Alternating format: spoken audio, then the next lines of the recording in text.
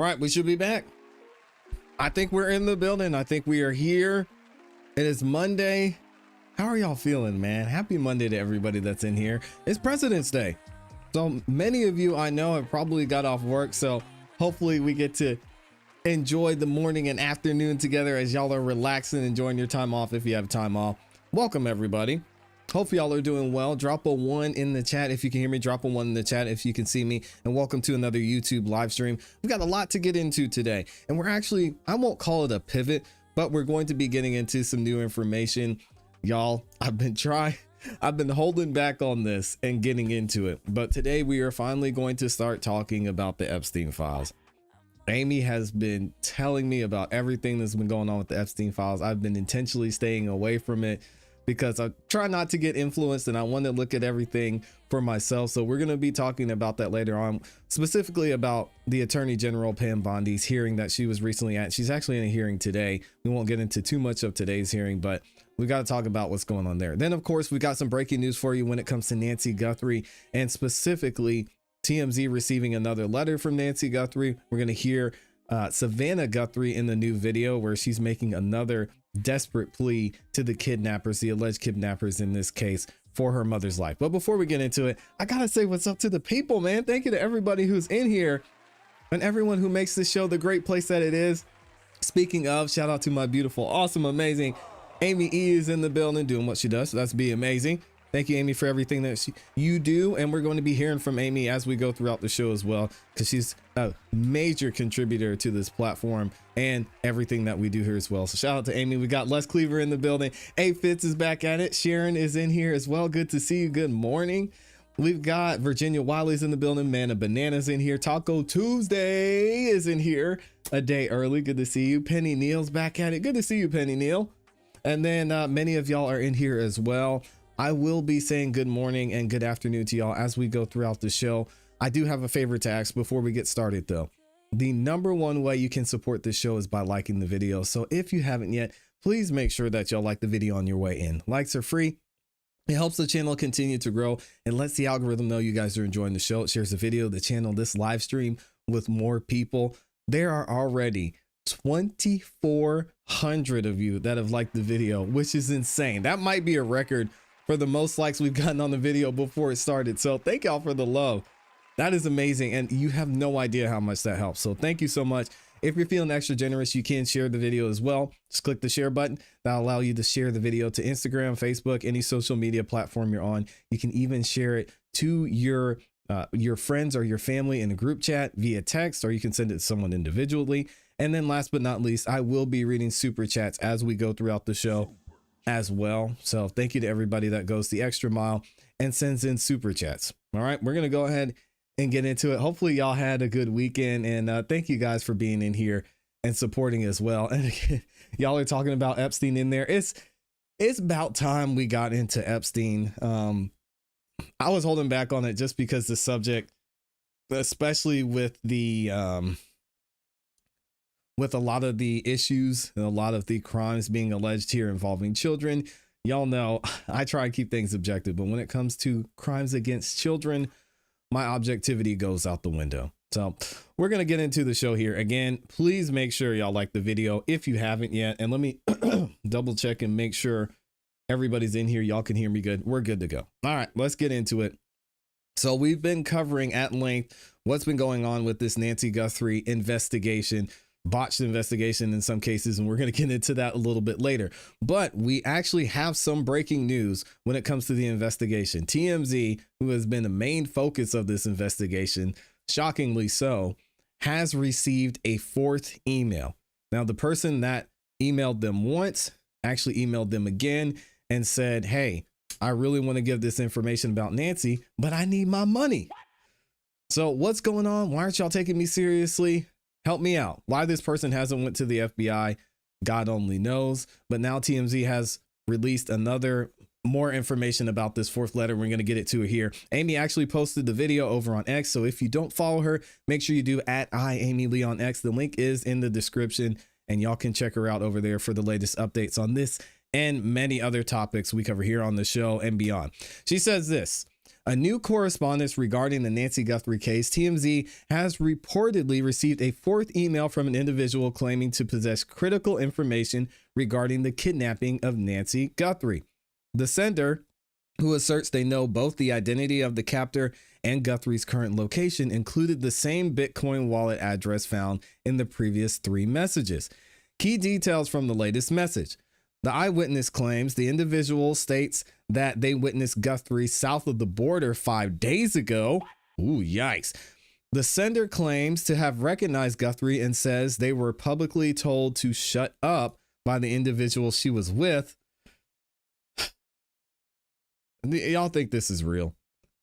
And also, in response to these repeated messages, TMZ issued a formal proposition to the tipster to come forward or provide further verification. Let's go ahead and see what Harvey had to say about this, because this whole situation, not only is it starting to look weird on TMZ's part, but why not just help find Nancy in the first place? Let's see what they had to say.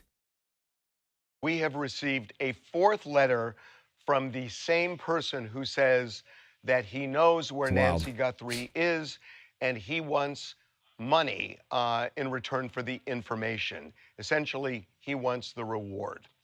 So I have something to say to you, and I have already talked to the FBI about this, that if you are not real, you're committing a crime.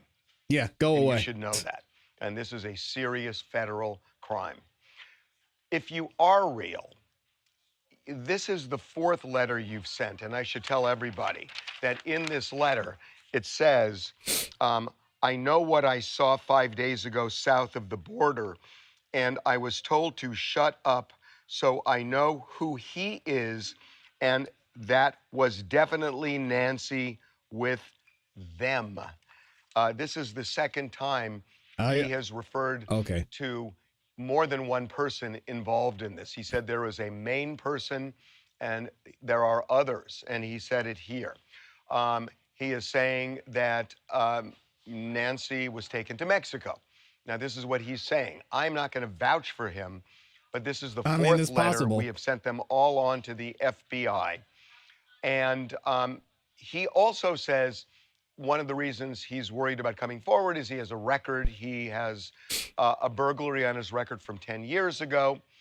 So I don't know if you're real or not if you're watching this. I don't think they are. If you are, and I have told the FBI that we're going to do this, they know this, that if you're worried about getting this money and you really do have this information, send it to us. You're sending us these letters. Send it to us. We will forward it to the FBI. And that way there's a record that we have that you supplied this information. If they find her and they find the kidnapper, then at least there is evidence, because we have it, that you're the one who provided the information. All right. Do you guys think if they get another letter, if TMZ gets another letter from this person, that they're not going to report on it? At this point, I get the person's trying to get their money and maybe they don't trust the FBI. That's understandable. And maybe they're in a certain situation. But going to TMZ again, this is just to get publicity, just to try and make it seem more serious than it is. This could have been handled if they have the information a long time ago. Maybe they just think they're not going to get their money after they put out this information. If they don't get paid by the FBI, it seems like it would be pretty easy to say, hey, TMZ, I was the one sending you guys the message. The FBI never paid me. What's going on? I think they could send 5 more emails today and TMZ would still report on it, because that's what they do. So again, how serious this is, I have no idea. Are some of the things that they're mentioning probable? I agree. I wonder if they've given any description of maybe what Nancy Guthrie was wearing, what she looked like when they saw her. And that would give some insight into the fact that this person's serious. I mean, they could at least say, oh yeah, she was wearing this and this. She looked like this. This is how I saw her. Because now we're just, it seems like TMZ and or this person is just playing around at this point. So this is a way for you to get that money if this really is legitimate. Send us the information. we will pass it on to the FBI. Okay, that said, couple of points. One is the glove. I hope that glove has DNA that leads authorities to this kidnapper.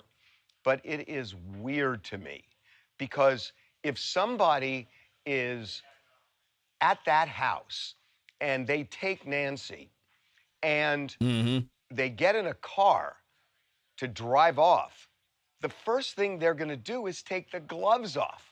Again, there was no sense of urgency with this situation. So I get what Harvey's saying, and we're going to get into the entire DNA situation because there's been a lot of false reports on that. But I get what Harvey is saying here about, oh, well, I would have taken the gloves off. Listen, these people looked like they were planning this. This looks like a targeted attack. It doesn't look like what's been reported of it being a burglary gone wrong. That makes absolutely no sense whatsoever.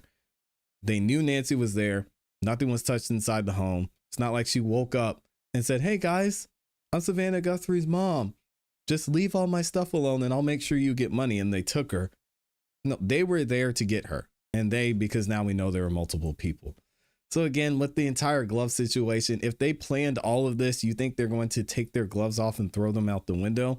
Is it possible? Sure. Is it likely? In my opinion, it doesn't make any sense. Because it's real hard to drive with gloves like that. And if the gloves go off and they're placed in the car, how does it end up 2 miles away Somebody else could have been on the side driving. of the road?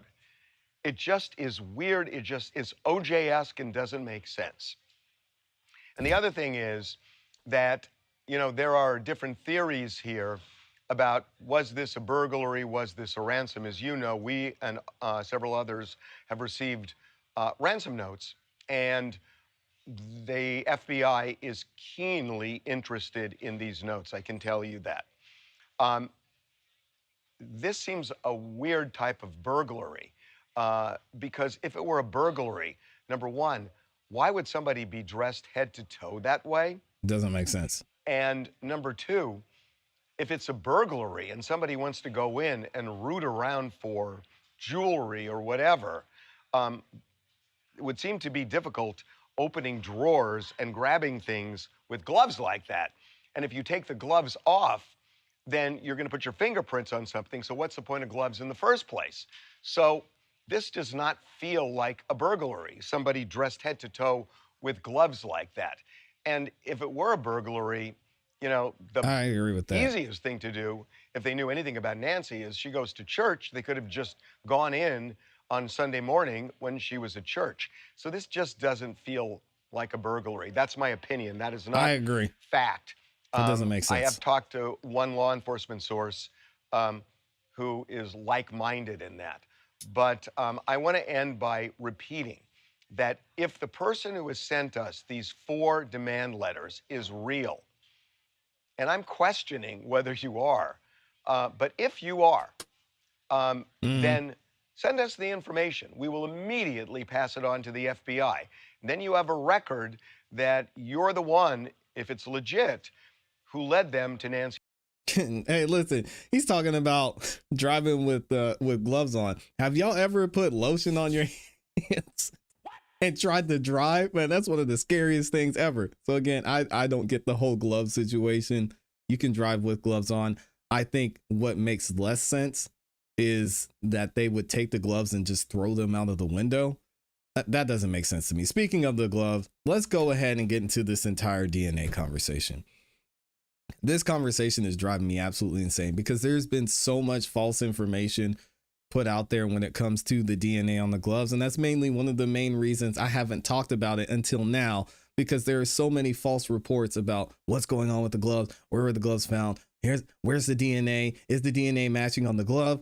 The way TMZ reported, they made it sound like the DNA on the gloves was matching the DNA that was in the video that the person was wearing. So it's all confusing. So now we're going to hear this report from Brianna Whitney, who is actually working closely on covering this about the gloves. And some of the information in here is unfortunately not correct. And then we'll get into actually what happened here. Hi guys, we are now able to independently confirm some new information in the Nancy Guthrie investigation. This is from an inside source that is now reportable. I want to take you through the new information we've learned. We can now report investigators now believe this was a burglary gone wrong. We've interviewed multiple experts since this began who also makes no sense. She says we can confirm through an inside source investigators believe that Nancy Guthrie's abduction was an intended burglary. No, that doesn't even make sense. And DNA evidence is currently being tested from the Range Rover that was seen being towed on Friday.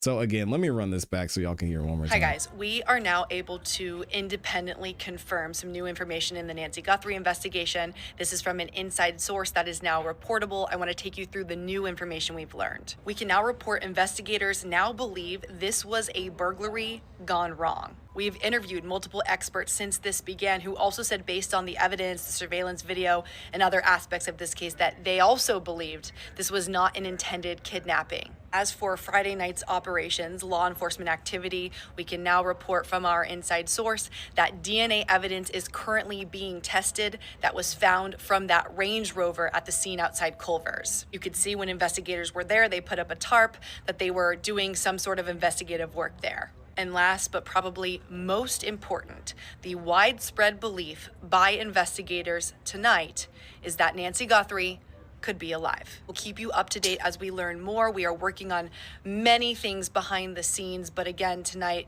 big updates. They believe this was a burglary gone wrong. DNA evidence is being tested from the Range Rover, and the widespread belief by investigators is that Nancy Guthrie could be alive. Stick with us. We'll bring you the very latest as we learn more. Well, that was just a bad false report. And Sheriff Nanos was pissed about it and actually said, I don't know where that report came from, but it's wrong. We never said that. Y'all didn't get that from us, and you're being misinformed. So now we're actually going to hear from someone who was at the scene, which is y'all have seen Brian Enton, and he has this report when it comes to the gloves, because this whole glove situation, burglary gone wrong situation, there's a lot of misinformation at this point. I think it's time to wrap it up, continue to pray for the Guthrie family, and let the FBI and police do what they do. I'll read this in a second, but I want y'all to hear the video from Brian. Check this out. Hey guys, so we just got a new statement from the FBI that is pretty significant. I'm going to read you the full thing. It says, the gloves found approximately 2 miles from the Guthrie residence in a field near the side of the road were packaged up by the Pima County Sheriff's Office and sent overnight on 2/12, and they arrived at their private lab in Florida on 2/13. The FBI received preliminary results yesterday on 2/14 and are awaiting quality control and official confirmation today before putting unknown male profile into CODIS, the national database unique to the Bureau. This process typically takes 24 hours from when the Bureau receives DNA. Now, this is the important part. Investigators collected approximately 16 gloves in various areas near the house. Most of them were searchers' gloves that... Yes, guys, you heard that right. They collected 16 gloves, and most of them were searchers' gloves. So basically what's happening is the people who were out there searching for Nancy Guthrie or whatever, God knows what they were doing, are taking their gloves off and just throwing them out into the desert. 16. They discarded in various areas when they searched the vicinity. The one with the DNA profile recovered is different and appears to match the gloves of the subject in the surveillance video. The FBI will continue to provide assistance on whatever timeline is provided to us. Let me read you that line again. The one with the DNA profile recovered is different and appears to match the gloves of the subject in the surveillance video. So, and it's kind of a confusing statement, but the way I read it is the glove that was recovered 2 miles from the Guthrie residence is different and appears to match the subject in the surveillance video, and they're now waiting on the full DNA profile. What a joke. Which could be significant because this is another big piece of the puzzle. If they can get a DNA profile off the glove and it matches the DNA profile in the house, and then they can be swabbing people who they suspect could be involved, this could all start to tie things together. I don't know. At this point, I'm starting to think we may owe Sheriff Nanos an apology. I won't say we, I'll say me, because hearing how all of this went down, hearing the fact that there were gloves thrown everywhere while they're looking for gloves, I don't know I don't know what to think now. We're going to read this, and this is very well put, because I've said enough here, and I think people, and I can't imagine how the Guthrie family feels, are frustrated. The FBI admits searchers littered the Nancy Guthrie crime scene, and now they want you to trust the DNA. Yeah, how do we know that's not Jim's DNA, who was out there searching for Nancy Guthrie? This isn't a leak. This isn't a rumor. It's from the FBI's own statement, which is why we're reporting it here, because it's facts, not theory. Investigators collected 16 gloves near Nancy Guthrie's crime scene. Most of them were searchers' gloves, pulled off and discarded across the area during the search. Yes, that is correct. The crime scene wasn't preserved. It was contaminated as usual. People walking through the area, removing gloves, pizza deliveries, pool guys, you name it. We got it for you at the Nancy Guthrie crime scene. Come on down. Have some pizza. You need a package delivered? Send it on over. We'll take care of it for you. People walking through the area, removing gloves, throwing them into the fields and alongside roadsides. Then after all of that, the FBI says, one glove. Oh, they found it.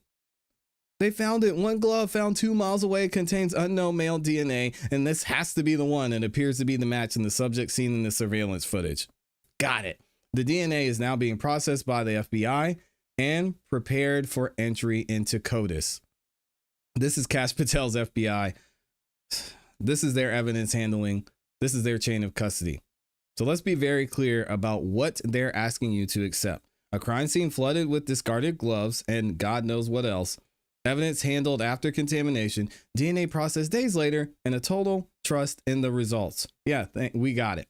Sounds good. If the searchers were literally littering the crime scene, how does anyone know which DNA belongs to the suspect and which belongs to people trampling through the evidence? Is this gross incompetence or the perfect built-in excuse when the evidence doesn't line up? This is a defense attorney's dream. Guys, the way we've seen this investigation be handled from start to finish, from the press conference to the crime scene opening, closing, and opening and closing and opening and closing, to pizza deliveries, the pool guys. Even if they find the people that did this based off of DNA, imagine if they find somebody and they get a suspect based on the DNA. Why wouldn't the defense be, hey, listen, they were walking through and they had gloves on and they just tossed them just like your investigators did? Let them go. Let me know what you guys think in the comments in the chat. What a mess. What an absolute mess. Shout out to y'all for putting up with this BS. I think it's time. I think it's time to move on. I think it might be time to move on and just continue to pray and try not to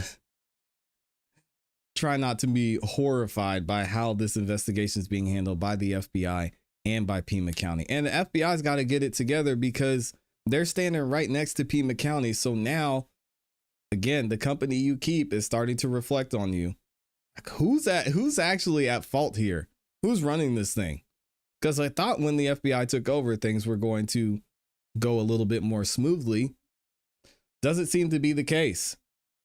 But do the gloves fit? If not, you must acquit, right? Isn't that what they say? The litter bugs out there.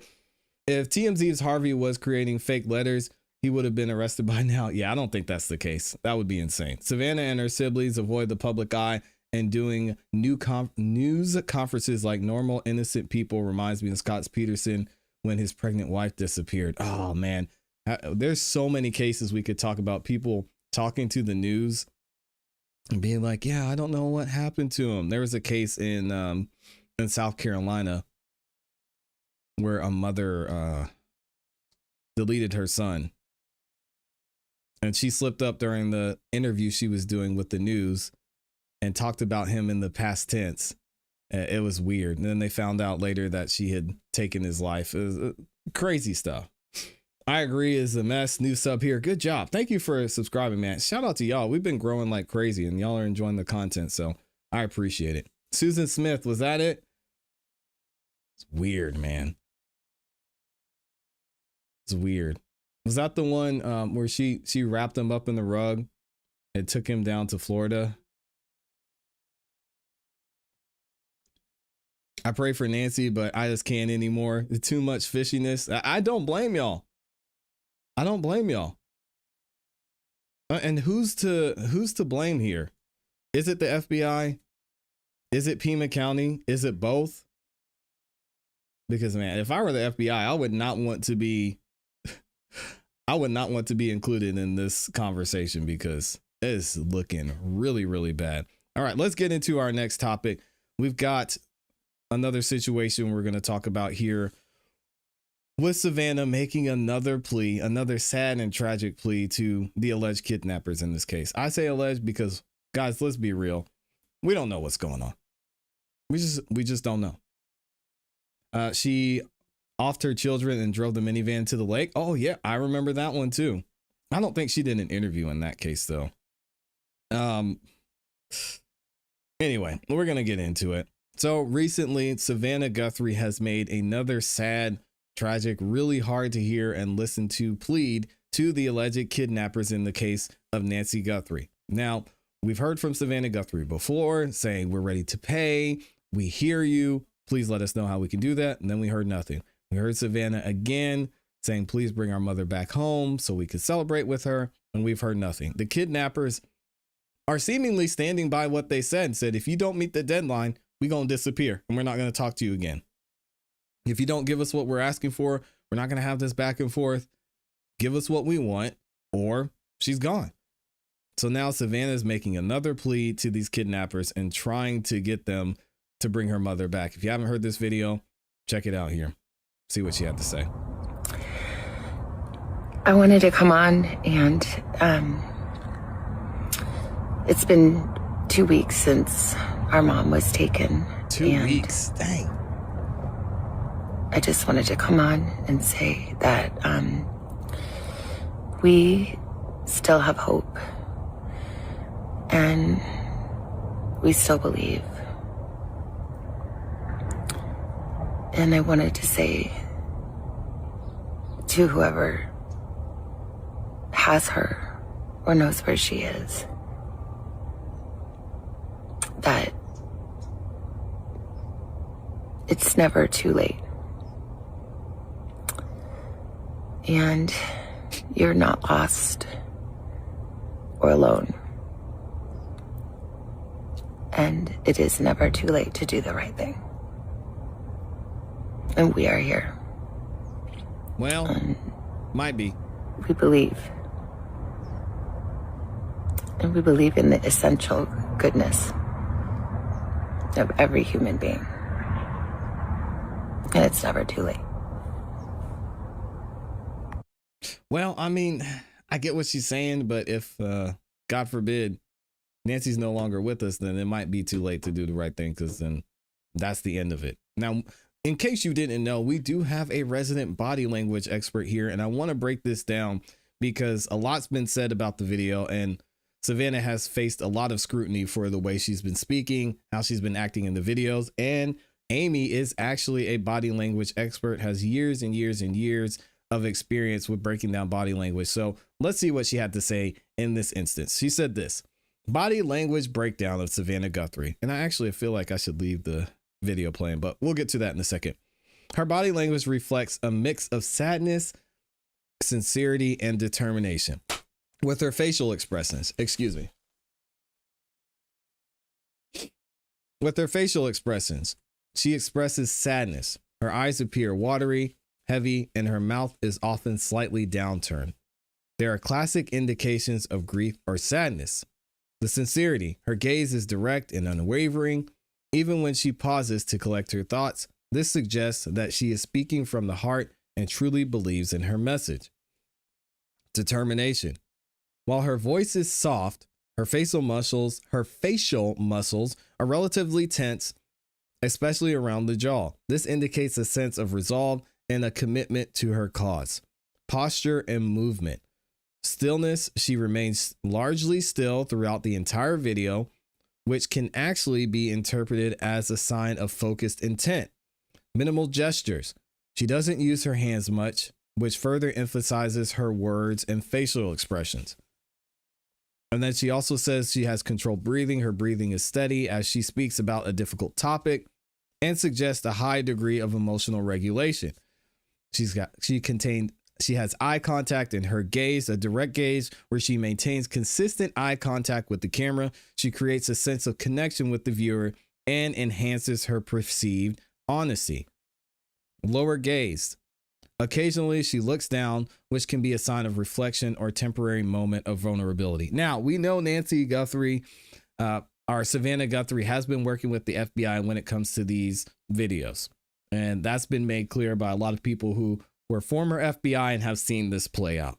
So again, a lot of this is Savannah just being very good at her job as a TV personality and being able to invoke or come across a certain way emotionally. But again, to me, this does seem like a sincere plea, and she's really been the spokesperson for this family moving forward. Now, when it comes to the probability of finding Nancy, we're hearing a lot of reports and a lot of information, and we've talked about some issues when it comes to the DNA. We've got a new report here from News Nation talking about the DNA with the gloves. What's the likelihood of Nancy being returned, since this case is just something that really doesn't happen often when it comes to an 84-year-old being kidnapped. I'm going to play that for you guys here. Check it out. And we do want to go now to News Nation's Brian Enton, who is outside of the Guthrie home in Tucson. Brian, this new video from Savannah tonight. And meanwhile, what have you seen from authorities today?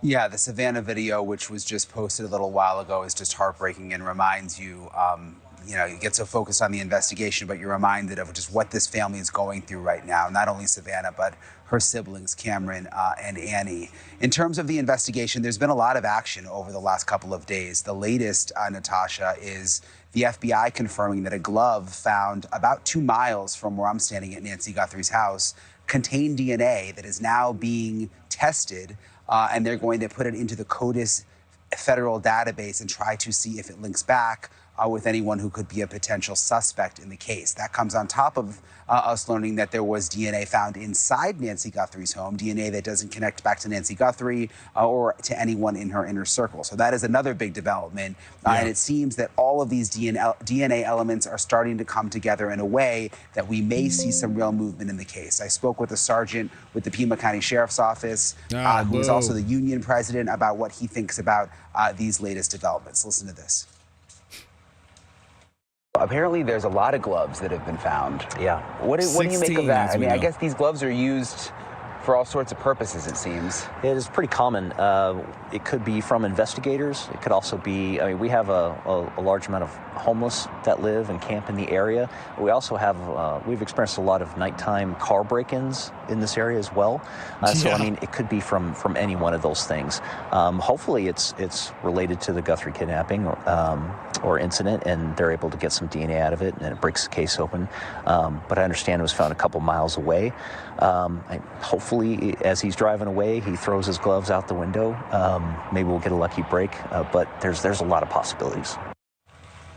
That's so random. So hopefully we will find out more soon in terms of this DNA testing that's happening behind the scenes. We may also soon find out more about the SWAT raid that happened on Friday night. There were no arrests, but I'm told it is still very much an ongoing investigation. Remember, there was a federal search warrant, so they're still going through items that they recovered, including electronics, and we may find out more on that front soon also. Natasha? Yeah, appreciate that. And Brian, so many are closely watching the glove that you mentioned, watching what we may find here. What would you say to those at home who are frustrated at the pace of this investigation, some of the communication that has been going back and forth, and the fact that we are more than 2 weeks out now?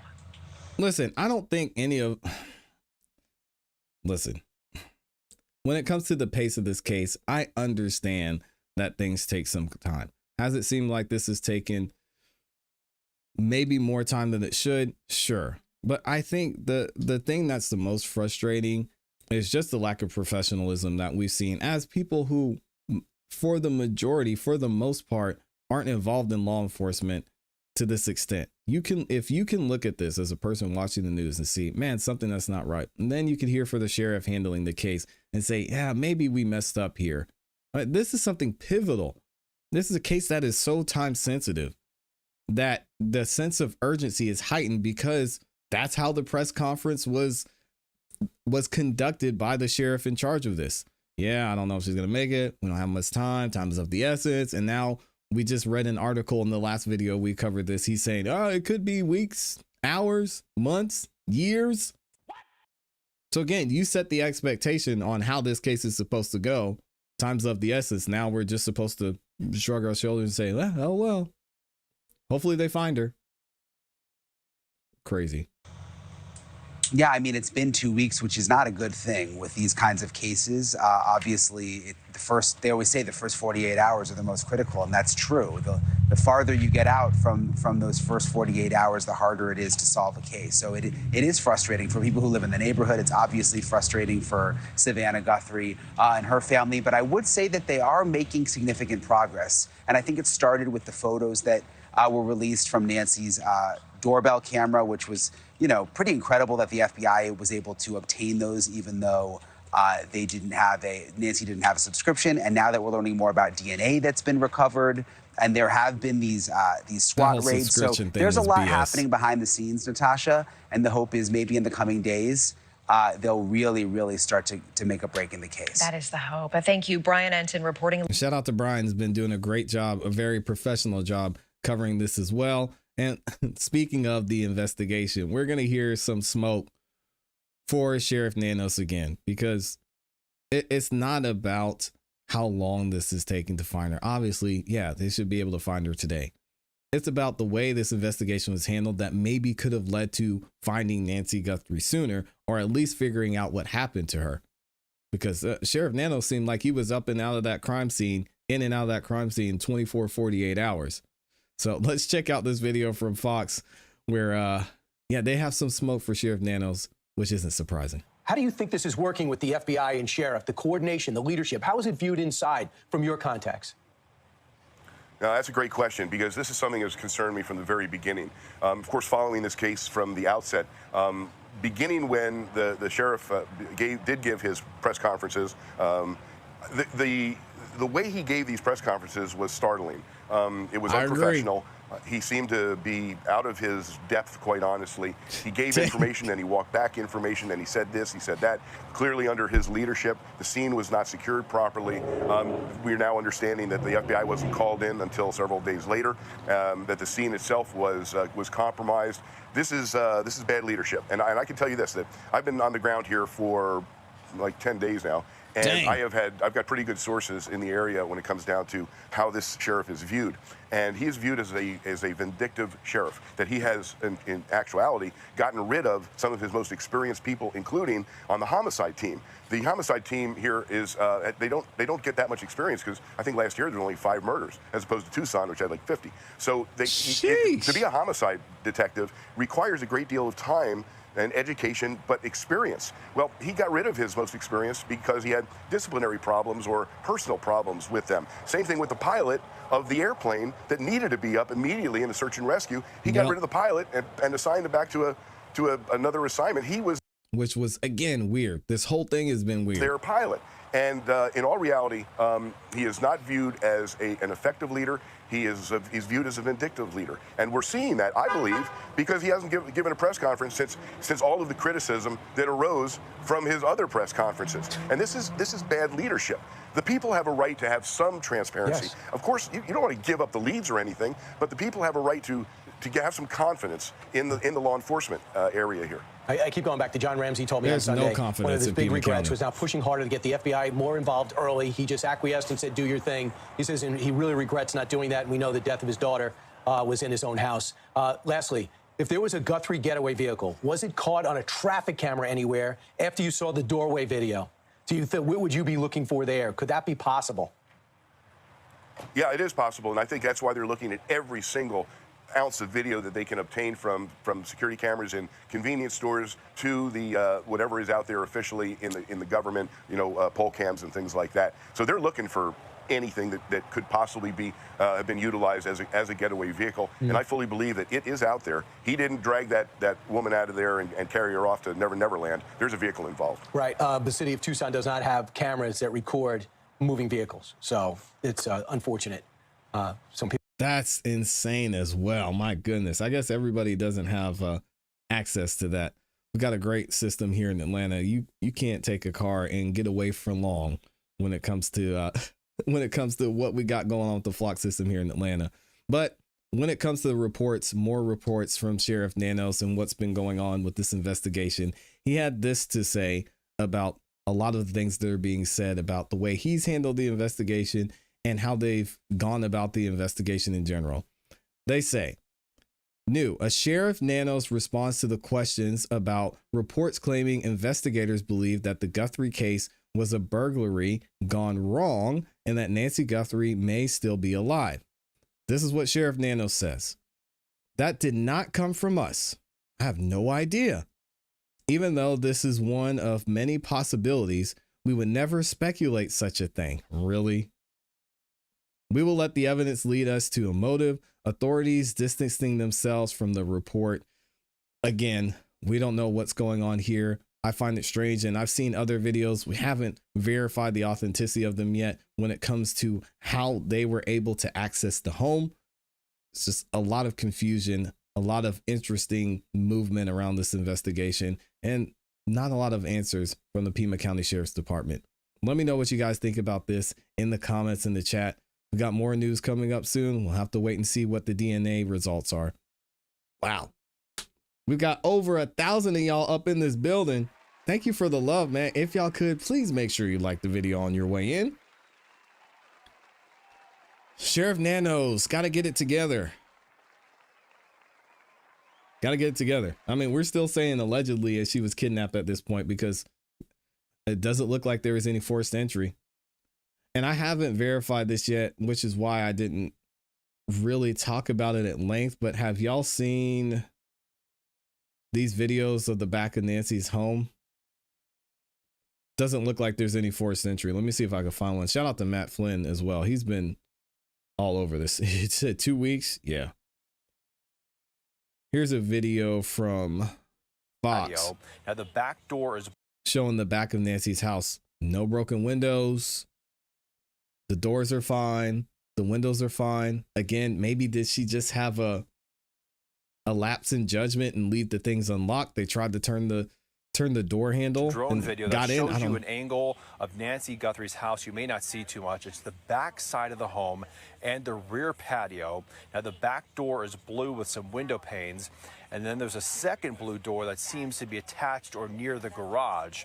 Now, from our wide unofficial view, we can't see any signs of smashed glass or noticeable signs of forced entry, but that's just, you know, our unofficial survey. Drone video that shows you an angle of Nancy Guthrie's house. You may not see. Matt Flynn also had this to say about Sheriff Nanos. He said, Sheriff Nanos responds to me about the local Phoenix news report that that cites an inside source who says the investigation or investigators believe the Nancy Guthrie case was a burglary gone bad and that Nancy was still alive.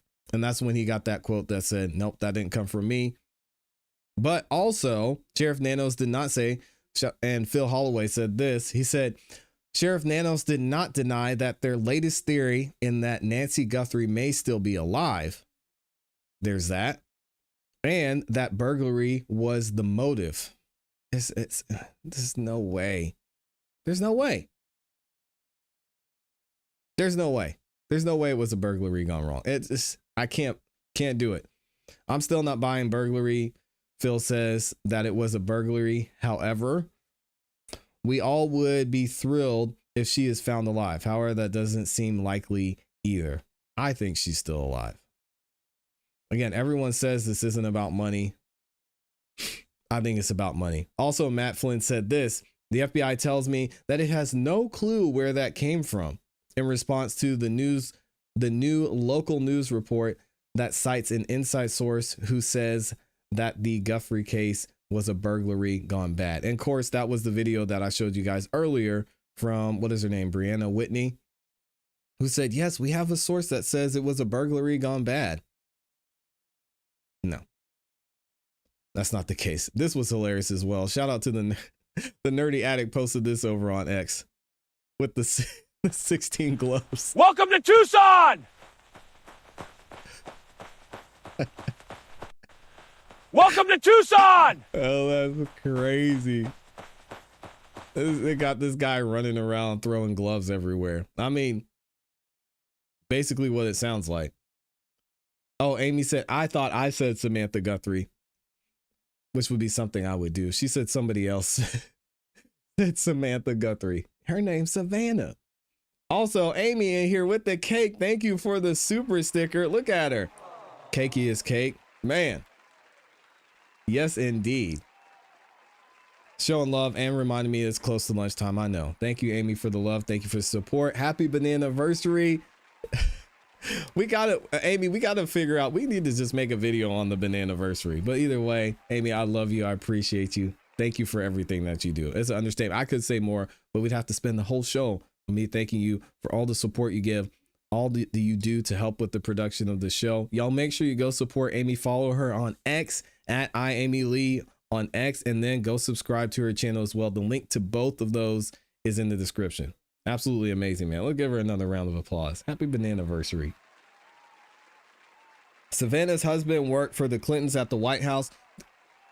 This entire thing is all about Epstein. That's possible. And when I first found out what Savannah's husband did, I don't know. My initial thoughts were, that's kind of interesting. He's a contractor. Ooh, not a good look. Okay, didn't Savannah's husband start the Global Park Group? They're involved in the Epstein files. Didn't her mother disappear around the same times as the files dropped? Maybe it's all fake. Somebody said, we've even heard reports from experts say it looks like it could be revenge. We're actually going to get into the Epstein files too. I've been holding back on getting into these, but Amy's like, Amy has been telling me, man, everybody's talking about these Epstein files. And now we just got news from Pam Bondi that all of the Epstein files are out. So I think this would be a good time for us to get into what's going on with these Epstein files and hear from the Attorney General herself. Again, as many of y'all know, not the biggest fan of Pam Bondi and what's going on with the Attorney General, the DOJ, the FBI. Not a fan of a lot of it. But we're going to get into it and talk about it here. Let me see. Jay Money is in here. Shout out to the big dog. Jay Money is in the building. Good to see you in here, man. And actually, I'll leave that up too. Let me read a couple more of y'all's comments and we'll get into the next topic. Let me see. Where is Turning Point USA in relation to this open and close crime scene? How did Turning Point get into this? What's Turning Point has to do with this? I may have missed something. I asked that seriously. Are they involved in this in some way? Interesting. I don't know. Yep, we're gonna talk about Epstein. Yesterday, News Nation stated Savannah was telling people close to her she was considering quitting NBC. I heard that as well, because it might take her months or forever to find her mom.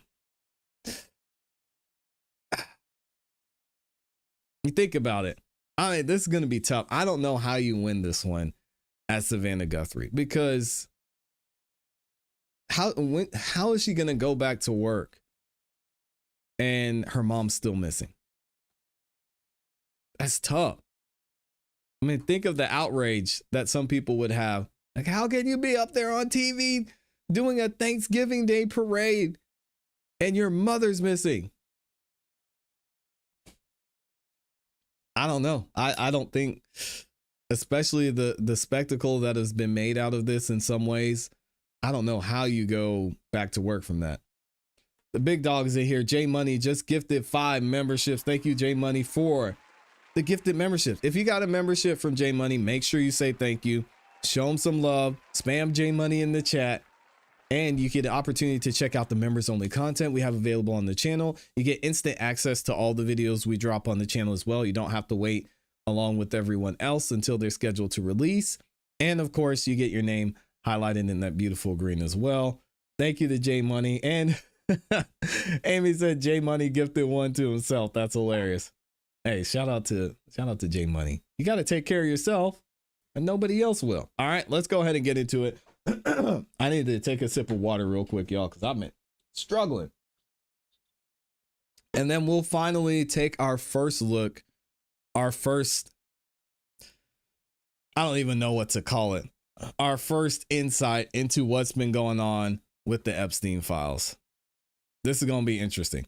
Why would you quit your job? Because her mom is missing. There's more to this story. None of it makes sense. Yeah, but again, with her, it's just tough.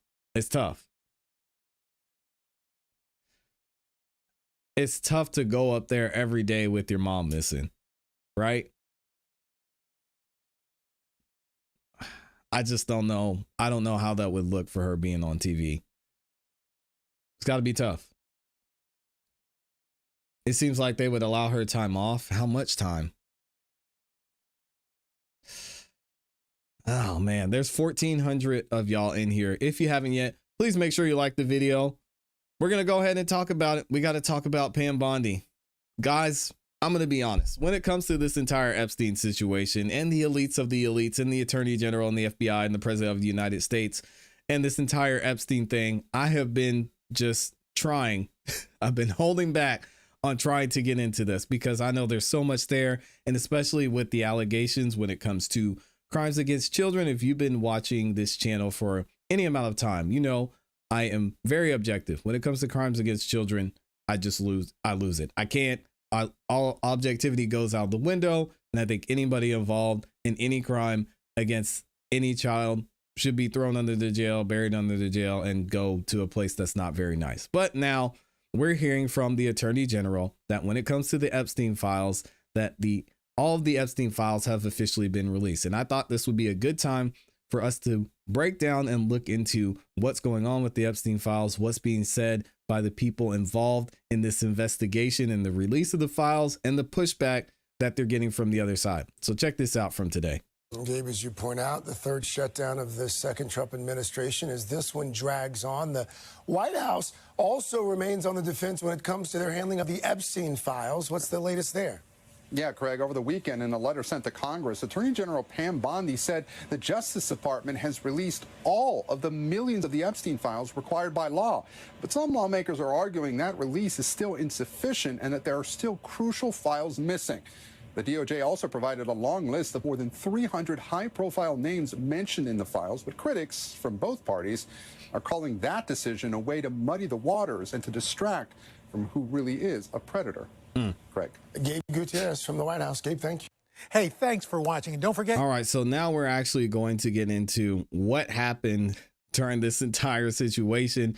We're specifically going to go to what went down a couple of days ago, because Pam Bondi is coming under fire because of the way she handled not only the release of this last bit of files, but what she allegedly did to get access to some information for people who access the files. Guys, it gets wild.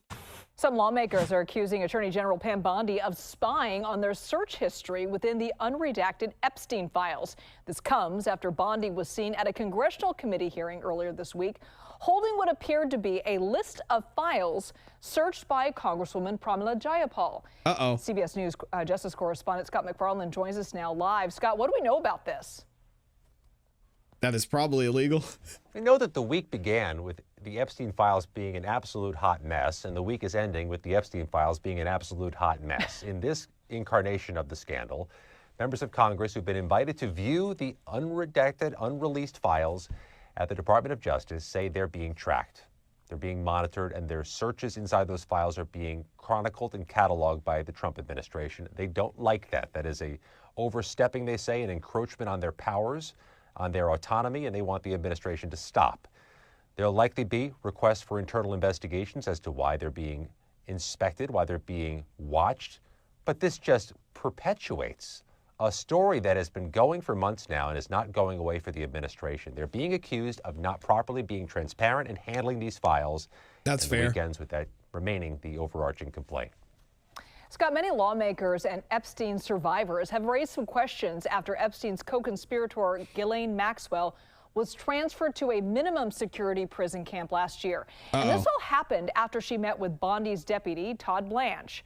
What are lawmakers and survivors hoping to learn about that transfer? They're not getting answers even though they're asking the questions. This came up briefly during a hearing midweek here at the Capitol, but the Attorney General didn't really declaratively answer the questions other than to say she was unaware of this transfer. Let me reset the story.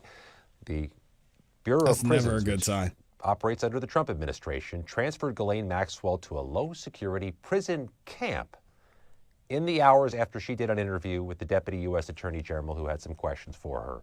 That is not the place, a prison camp for convicted sex offenders doing 20 years behind bars. The administration has not said why she was transferred. That's also fair. She will stay there, but for now, with a projected release date of 2037, Ghislaine Maxwell is at a prison camp in Texas and still angling for a pardon, which the White House has not ruled out. All right, so we'll get into all of that at a later date. Now we just want to talk about Pam Bondi saying that all the files have been released and what happened during this hearing, because to say there were some fireworks, I think would be an understatement. We're going to hear from the Attorney General herself, and then you guys can decide what you think about this. Thank you. Thank you, Chairman Jordan, Ranking Member Raskin, and distinguished members of this committee. Thank you for hosting me here today. I'm grateful for the opportunity to answer your questions, highlight the work of our department, and discuss the most important topic of all, keeping the American people safe. Let's hear it. A little over a year ago, I was sworn into office as the 87th Attorney General of the United States. I came into office with the goal of refocusing the Department of Justice on its core mission after years of bloated bureaucracy and political weaponization. The Department of Justice's core mission is to fight violent crime, protect the American people, and defend the rule of law above all else. Okay. While our work is never done, we have made tremendous progress to make America safe again. In 2025, we saw the lowest murder rate in 125 years. That's nothing short of historic. If you compare 25 to 24, here's what you'll find. The murder rate is down 21%, robbery down 23%, carjacking down 43%, gun assault down 22%. Ag assault, burglary, could go on and on. Crime is declining. This did not happen by accident. The numbers tell an important yet straightforward story. President Trump has given us the resources, the support, and the leadership to protect the American people. President Trump's policies have saved lives. Talk about Epstein. I cannot think of a policy outcome more important than protecting the lives of American citizens. Can you? What about Epstein? This trend has been especially clear in Washington, D.C. and in Memphis. These are two iconic American cities that spent years in the grip of horrific violent crime. The Department of Justice surged law enforcement resources, and the results came quickly. Crime plummeted in both cities. And I want to make one point loud and clear. We achieved those results by working with Democratic mayors. And again, I mentioned this before in other videos, not the greatest fan, not the biggest fan of Pam Bondi. I feel like a lot of y'all feel that she's been sitting on her hands in a lot of cases, and even the release of these files has been subpar, let's say. Public safety does not have a party registration. When your constituents call 911, they don't ask for political views of the responding officer. They ask for help. I have federal agents in each and every one of your districts. They're here to help, and I am here to help. Many cities and states have worked with us and taken advantage of our federal support. Some have not. What about Meanwhile, a few elected officials have declared that they are, quote, at war with the federal government and encouraged widespread obstruction of law enforcement. This has resulted in avoidable clashes on the streets, as you've all seen. We've seen rioters storming a Christian church. Citizens and law enforcement officers have both been endangered by reckless rhetoric. We have made dozens of arrests in and around Minneapolis so far, and many of them could have been avoided by simple compliance with federal law. What about the rest of the people in the Epstein files? Of course, our efforts reach beyond our urban centers. We are striking crucial blows against terrorist organizations such as MS-13, TDA, the Sinaloa cartel, and Antifa. And as we sit here, I think you've seen the news this morning. The news is reporting that cartel drones are being shot down by our military. That's what we all should care about right now, protecting America. What about Epstein? As we seek to dismantle these drug trafficking networks that poison Americans, in 2025, our DEA agents seized more than 47 million fentanyl pills and more than 9,800 total kilos of fentanyl. That's awesome. That represents 369 million potentially deadly doses that can kill Americans. Meanwhile, our attorneys are fighting for President Trump's agenda in courtrooms across this country. This administration has been sued 627 times. We've fought through a nonstop flood of bad faith temporary restraining orders from liberal activist judges across this country. America has never seen this level of coordinated judicial opposition towards a presidential administration. Okay. It is not only an unlawful attack on the executive branch's authority, but a serious attack on the democratic process. In spite of this unprecedented judicial activism, we've attained 24 favorable rulings at the U.S. Supreme Court, their emergency docket, and even more to come. We've done so while ending the weaponization of the prior administration by dropping FACE Act prosecutions, exposing the Arctic frost scandal via congressional disclosure, thank you, Chairman, and restoring one tier of justice in this country. To address the Epstein files. There we go. More than man, wait, hold on. Can we give a round of applause finally? That's what we all want to hear. Hey. Okay, well, finally. Good Lord. To address the Epstein files, more than 500 attorneys and reviewers spent thousands of hours painstakingly reviewing millions of pages to comply with Congress's law. We've released more than 3 million pages, including 180,000 images, all to the public, while doing our very best in the time frame allotted by the legislation to protect victims. And if you brought us a victim's name that was inadvertently released, we immediately redacted it. All members. That makes it better. Again, this is excuses. I don't want to hear it. You're the Attorney General of the United States. No excuses. None. Like, if we have to wait for the people who were involved to be indicted or arrested or put in jail or maybe nothing at all, like, there's no excuse for not protecting the victims listed in these files. None. That was inadvertently released, we immediately redacted it. All members of Congress, as you know, are invited to visit DOJ to see for yourselves. We're good. I want to take a moment to acknowledge the Epstein survivors who are here today. I'm a career prosecutor, and despite what the ranking member said, I have spent my entire career fighting for victims, and I will continue to do so. I am deeply sorry for what any victim has been through, especially as a result of that monster.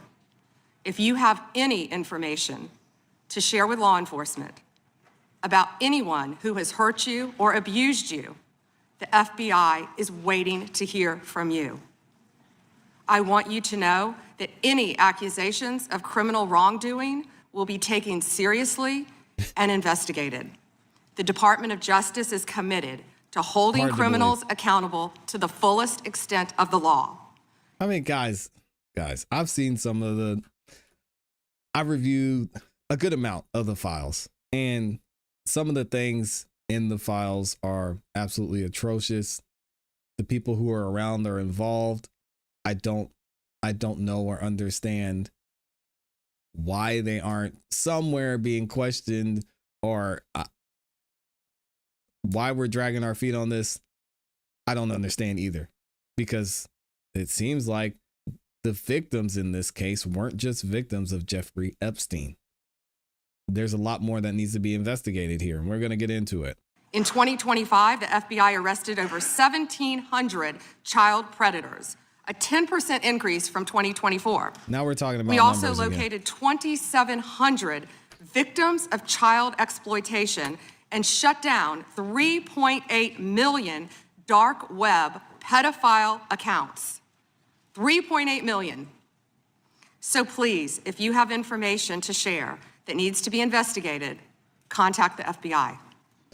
I hate this, man. This is the attorneys knowing how to work the words here. This is like someone sees you there sitting there eating an entire box of donuts. And they're like, hey, I thought you were trying to get in shape. What are you doing? You're sitting there eating an entire box of donuts. You say, oh, well, listen, over the past 2 months, I have went to the gym. I've worked out. You know, I can show you the hours, the workouts I've been doing. I've been working very, very hard. Oh, that's cool. But you're eating an entire box of donuts. What do your workouts you did 2 months ago for the past 2 months have to do with you sitting there eating a box of donuts? That's essentially what Pam Bondi is doing. Say, hey guys, listen, you know, I know you're victims in this case, and you know, I'm sorry about what happened with Epstein. And but listen, we've been cracking down on what's been going on with crimes against children and people who've dealt with this in the past. You know, so we're doing a really good job here of trying to make sure that we increase those numbers so it looks like we're actually doing anything. I know you're upset about Epstein and a lot of people involved, but hey, you know, we're doing other things. We're doing good. So just don't worry about that right now. Don't like this at all. Not a good message. And it seems like a deflection, to be honest. This is just the beginning of our coverage here on the Epstein Files on this channel. So if you guys enjoy the conversation and you want to know more about what's going on here, we're going to break it down fully coming up shortly. And we're actually going to hear some pushback that Pam Bondi was getting while she was at this hearing in the next segment. So make sure y'all stick around for that. Let me know what you think in the comments and in the chat. Guys, this one's going to be tough for me. We still got 1,400 of y'all in here. It's going to be tough. You might see a different side of me on this one. Cause, I have no patience for these types of crimes. None. And if there are people who are implicit in the crimes that are being discussed here, and they're not in handcuffs, it's going to make me very upset, very frustrated. Yeah, we're about to get into the back and forth Pam Bondi got into as well. Thank y'all for liking the video, everybody who's in here too.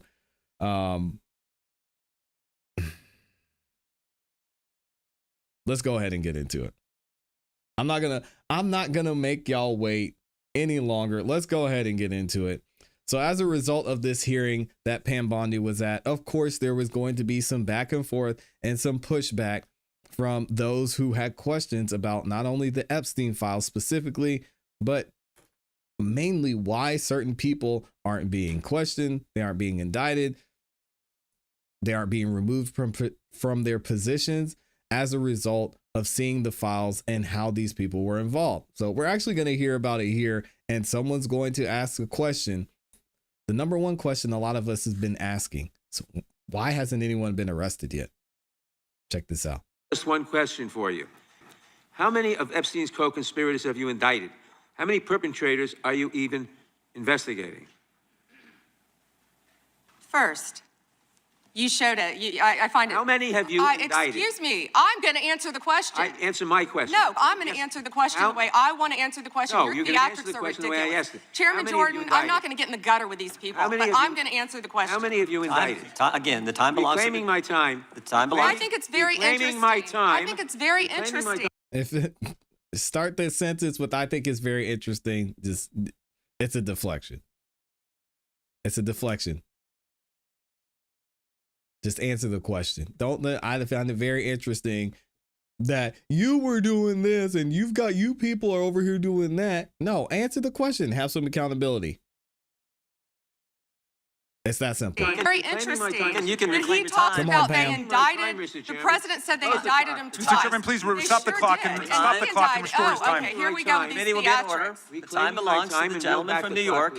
We will give you a few more seconds. We will do that. But when you ask a question, the witness gets to answer. You may not like the answer, but she gets to answer. The question was, how many of Epstein's... They don't like the answer, Chairman, my time. because it's honest. Come on, Gerald. So he asked a 4-minute question. Restore 45 and seconds, I Mr. am Nadler, going please, to Mr. Chairman. answer. You can let her filibuster all day long, but not on our watch.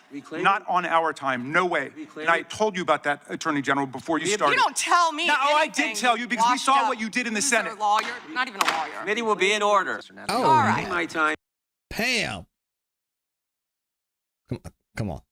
We're adults. Well, I thought we were. Can you just answer the question and stop deflecting? Good Lord. The answer to my question, how many of Epstein's co-conspirators has she indicted, is 0. You sit here and you attack the president, and I am not going to have it. I'm not going to put up with it. You know, all they want to do, the American people need to know this. They are talking about Epstein today. This has been around since the Obama administration. This administration released over 3 million pages of documents, over 3 million. And Donald Trump signed that law to release of those documents. He is the most transparent president in the nation's history. And none of them asked Merrick Garland over the last 4 years one word about Jeffrey Epstein. I hate this. I hate when this is done in conversations. The conversation is just over. If you're going to start nitpicking, you're going to point out, oh, well, you did this, so you can't hold me accountable for doing this. No, let's be objective, Pam. We released the files. Yay. Good job, President Trump. Good job, President Trump. Great job, Trump administration. You released the files. Thank you. And you know what, Pam? You're right. No one was talking about this when Clinton was in office. No one talked about it when Obama was in office. No one talked about it when George Bush was in office, and so on and so forth. And now it's at the President of the United States' feet. You're the Attorney General. You have the information. What are you doing with it? It's a simple question. Like, we can't go back in time and say, hey, Joe Biden, I know you're busy, but can you take care of this? Because I have other stuff that I want to do. No, you're the president. You got to take care of it. What are we doing? How ironic is that? You know why? Because Donald Trump, the Dow right now is over. The Dow is over $50,000. I don't know why you're laughing. You're a great stock trader, as I hear, Raskin. The Dow is over 50,000 right now. The S&P at almost 7,000. And the NASDAQ smashing records. Americans' 401ks and retirement savings are booming. That's what we should be talking about. We should be talking about making Americans safe. We should be talking about, what does a Dow have to do with anything? That's what they just asked. So I hear Pam's answer is, this isn't important. That's your answer, Pam? We're talking about the Dow versus why people who are mentioned aren't being indicted, aren't being arrested, aren't being questioned. That's what we're focusing on. Then why release the file? If you're going to say, we released the files. All right, give us our cookie. Now can we focus on the economy? It's not how it works. Are you kidding? Mr. Jordan, Mr. Jordan. Committee will be in order. Obviously, you followed that order. Lindsay Halligan, Trump's former defense lawyer who had never prosecuted a case in her life. Leave Lindsay out of this. So I'd like to ask a straightforward question that really is either a yes or no answer.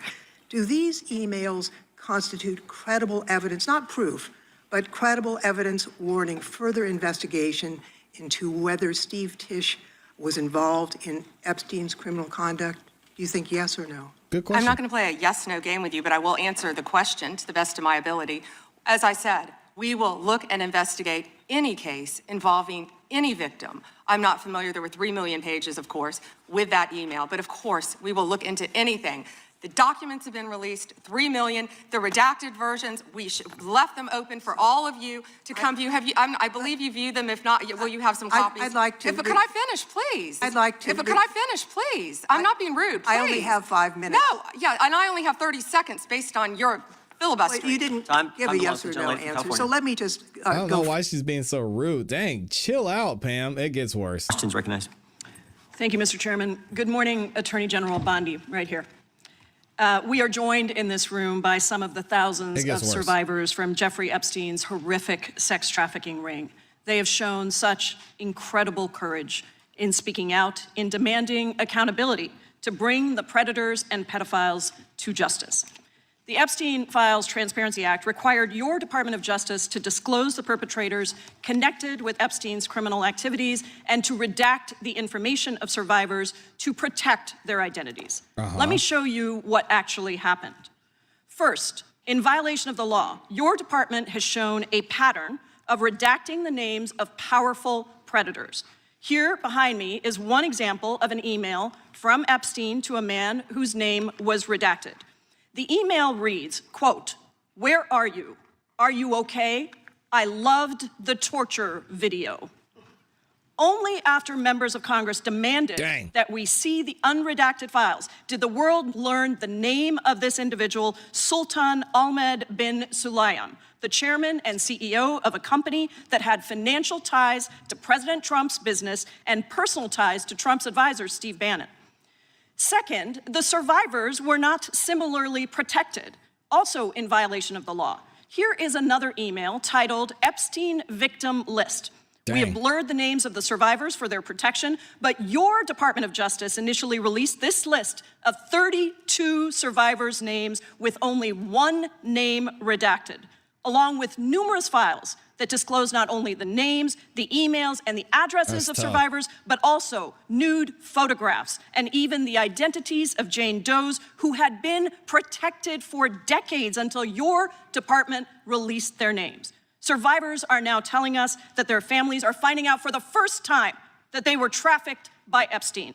In their words, quote, "This release does not provide closure. It feels like a deliberate attempt to intimidate survivors, punish those who came forward, and reinforce the same culture of secrecy that allowed Epstein's crimes to continue for decades." To the survivors in the room, if you are willing, please stand. Wow. And if you are willing, please raise your hands if you have still not been able to meet with this Department of Justice. Please know for the record that every single survivor has raised their hand. Attorney General Bondi, you apologized to the survivors in your opening statement for what they went through at the hands of Jeffrey Epstein. Will you turn to them now and apologize for what your Department of Justice has put them through with the absolutely unacceptable release of the Epstein files and their information?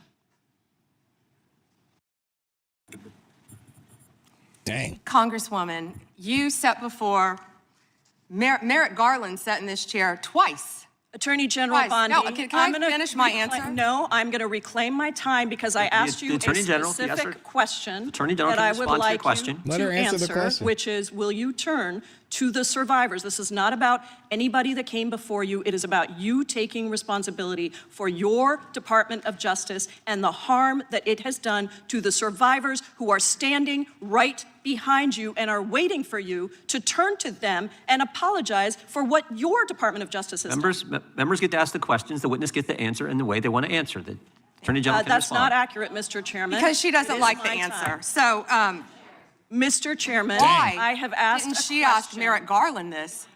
I'm reclaiming my time, and when I will reclaim my continue time, to answer. Mr. Chairman, the gentlelady has reclaimed her I'm not going time. to get in the gutter for her theatrics. The time belongs to the gentlelady. The gentlelady has 17 seconds. Thank you. You're not going to answer this question, so let me just Chairman, say this. I'll direct it to what you. a massive No, I'm cover-up. answering a question. Chairman, will you restore her time? The witness is interrupted. I'm not going to get in the gutter with this woman. Stop the She's time. doing theatrics. Let me have my The time. gentlelady from Washington controls the time. The gentlelady has 17 seconds. You can proceed with your final 17 seconds. What a massive cover-up this has been and continues to be. Donald Trump made the release of the Epstein files the center of his political campaign because he thought it would benefit him. Then you got into office, Attorney General, claimed to have a client list, only to then say that there was no list. Your deputy, Todd Blanche, met alone with Ghislaine Maxwell and transferred her to a minimum security prison. And now you continue the cover-up. And I wish that you would turn around to the survivors who are standing right behind you and on a human level, Chairman, now recognizes the chairman. Hey, why don't they cut their mics? They're tripping. Again, I get there. Pam Bondi makes some good points. And there's a lot of good points here. First of all, this has been known for decades, we could say now, right? Now the Trump administration has decided that they were going to release the files and take one step forward. Now Pam Bondi is taking all the heat from something not happening as a result of this. Indictments, arrests, etc. And again, there's a whole investigation that has to go into this. So I get her point. Also, we're saying if the information is there, what are you waiting on? What else do you need to investigate? What do you need to hear? Somebody should be going down. Jeffrey Epstein's already allegedly gone. So where do we stand on this? Great, we've got the files. Y'all have had them for who knows how long. I want to know what you guys think about this in the comments in the chat. We're going to keep covering this. Some interesting stuff here, to say the least. No one wants to have kids with Pam. Dang, it's like that. Hey, shout out to everyone that's in here. We still got 1,400 of y'all in the building, and 2,600 of you have liked the video. Wow. Thank y'all. That is crazy. All right, let me see. I need to put a poll in the chat and see what y'all think about Epstein, because this entire Epstein thing goes crazy, and I know a lot of people are interested in it. So I want to know what y'all think. Should we cover Epstein? We continue to cover the Epstein. Just let me know what y'all think. I'm going to read a couple comments in here as well. Wholesale grandstanding, man. Answer the question, Pam. It drives me crazy. Again, I get attorneys are good at what they do, but just answer the question. It's not that hard. The info we have now, we did not have during the Obama and Biden administration. Stop the cap. Really? Really? Really? So in just 1 year, they were able to get these 3 million pages, unredact them, and release them, and they didn't have this information. Let's not. Now, if we're going to be fair, let's be fair. These files have been out there a long time. All right, let's not. Come on. Trump ran on releasing the file, so there's that. Yeah, you got to do something. Listen, you can't say, hey, we're going to be the ones. We're going to be transparent. This is going to be the most transparent administration you've ever seen. And they're transparent. They released the files. And now what comes next? Yeah, but I mean, to put all this on the Trump administration, I can see that. But if that's what you run your whole campaign on, a large part of it, then you got to deliver. Even Charlie Kirk, rest in peace, was pressuring this administration, saying, where are the files? Where are the files? Release the files. Where are the files? We need to see the files. Can y'all put the files out? What are we waiting on? What information do we have now that we didn't have then? They got it all. They've had all of this. Come on. Let's not be naive. I really don't like politics. It's so finger pointing and biased. Both parties are equally responsible for the situation. Can we just answer the question? To me, it seems like a very simple question. Why hasn't anybody been indicted? Listen, we're continuing our investigation. There's over 3 million pages. I know everyone wants this to be instant and we just go lock up everyone whose name was dropped in the Epstein files. That's not how it works. We're going to need some time to do a thorough investigation. You have to understand the weight and the gravity of what's been released, and then we'll take it from there. This is not going to be a one-time quick solution. And that's all you have to say, that, Pam. Both Clinton and Trump should be arrested. I've heard that. But I thought, wasn't it said that part of the files actually show that Donald Trump was the one who said, hey, man, something's not right with Epstein. Y'all need to go get this guy. I think there was like a phone call. Let me see what it said. Trump allegedly called the Palm Beach police chief in 2006 when Epstein was being investigated and said something along the lines of, thank goodness you're stopping him. Everyone has known he's been doing this. That suggests he was saying other people already knew about Epstein's wrongdoing. So there's that. Is that true or not? We don't know. It's hard to tell. Dems are just ensuring Trump follows through on what he promised he'd do if people voted for him. And I'm fine with that. But if you're going to do that, also give him credit for the for the stuff he has done. Again, a lot of people just, especially when you go side A versus side B, just want to point out the discrepancies and not give credit for the other stuff.